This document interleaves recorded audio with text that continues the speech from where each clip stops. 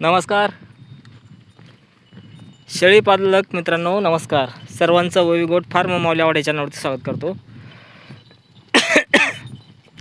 तर बघा, आपण त्या दिवशी एक व्हिडिओ सोडला होता. एका बकरीला रात्री 11 वाजता पॅरलिस झाला. तर नवीन शेळी पालक पॅरलिसची जर बकरी झाली, पॅरलिस जर झाला अचानक, तर पूर्ण घाबरून जातो.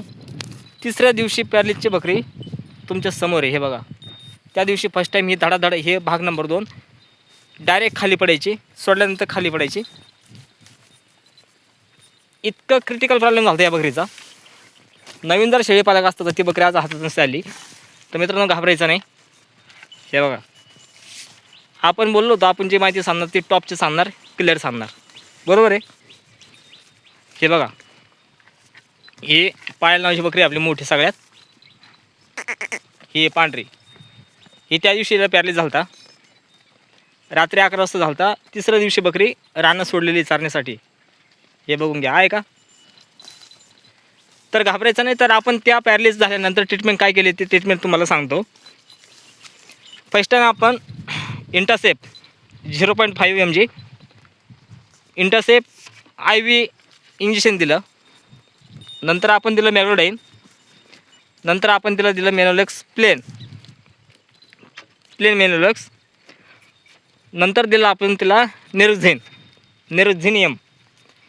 हे इंजेक्शन दिल्यानंतर बकरी तिसऱ्या दिवशी पॅरलिसची कवर होती, तुमच्यासमोर आहे. आता पावसाळा चालू आहे. झालं कसं होतं, घाबरली होती बकरी. घाबरल्यानंतर 100% पॅरलिसचा स्ट्रोक बसतो, असं काही नाही. दुसऱ्या बकरीने धडक मारली मानेत किंवा घाबरली, त्यावेळेस पॅरलिस होतो.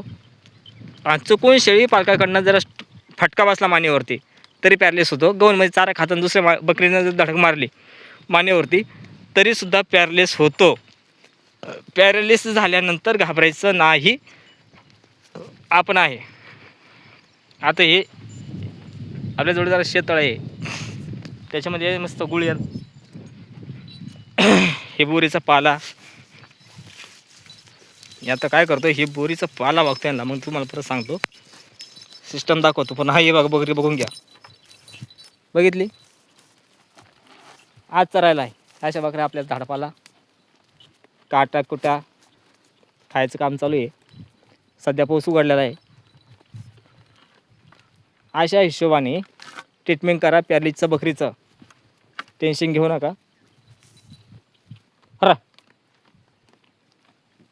बघितलं, ही पॅरलिसची बकरी. सांगायचा मुद्दा म्हणजे एकच होता, पॅरलिस झाल्यानंतर शेळीपालक हा पूर्णपणे घाबरून जातो.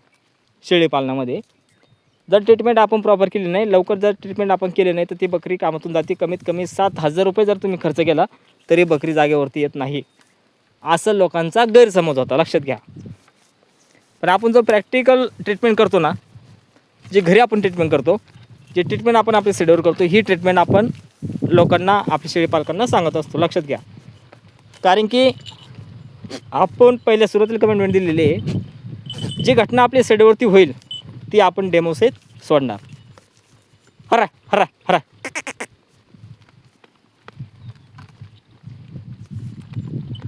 बरोबर. तर सांगायचा मुद्दा एकच होता, पॅरलिस झाल्यानंतर ट्रीटमेंट तर मी सांगितली, घाबरायचं नाही. नंबर दिलेला आहे आपण 95 29 66 67 19. व्हिडिओ जर आवडला तर चॅनल सबस्क्राईब करा, लाईक करा, शेअर करा. अशा व्यक्तीला शेअर करा की त्याला शेळी पालनाची गरज आहे. धन्यवाद. भेटू पुढच्या टॉपिकवरती. बाय.